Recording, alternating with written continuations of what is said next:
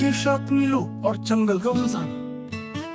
एक छोटे से गांव में मीलो नाम का एक शरारती और जिज्ञासु बंदर रहता था। मीलो को कहानियां बहुत पसंद थी, खासकर वो वाली जिसमें विस्परिंग जंगल, सरगुशियों वाला जंगल के अंदर छिपे एक पुराने खजाने का जिक्र था।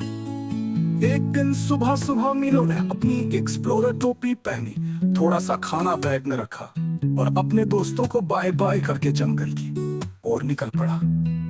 मैं खजाना ढूंढने जा रहा हूँ, मीलो खुशी से उछलते कूदते बोला।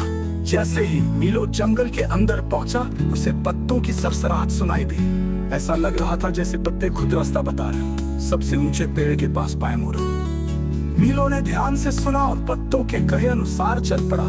थोड़ी देर बाद वो एक इतने ऊंचे पेड़ के पास पहुंचा जो बादलों को छू रहा था। वहीं पर उसकी मुलाकात एक रंग बिरंगे तोते से हुई। तोते का नाम था पीको। पीको बोला, कहाँ जा रहा हूँ मीलो? मीलो ने जवाब दिया, मैं जंगल का खजाना ढूंढने आया हूँ।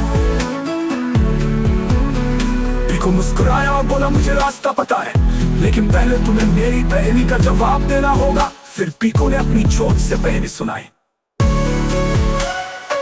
चेहरा है पर आंखें नहीं, हाथ है पर उंगलियां। बताओ मैं क्या हूँ? बताओ मैं क्या हूँ? मीलो थोड़ा सोच में पड़ गया। उसने सर खुजाया और फिर जोर से बोला, घड़ी। पीको खुशी से उछल पड़ा। सही जवाब, अब मैं तुम्हें रास्ता दिखाता हूँ। मीलो और पीको जंगल में साथ साथ चलने लगे। रास्ते में उन्होंने झरने देखे, फूलों से बातें की और कई मजेदार जानवरों से मिले। आखिरकार एक झरने के पीछे उन्हें एक सुनहरा संदूक मिला। मीलो ने जैसे ही उसे खोला, अंदर से चमचमाते मोती, रंग बिरंगे रत्न और एक पुराना नक्शा निकला जो आगे की और रोमांचक जगहों की ओर इशारा कर रहा था।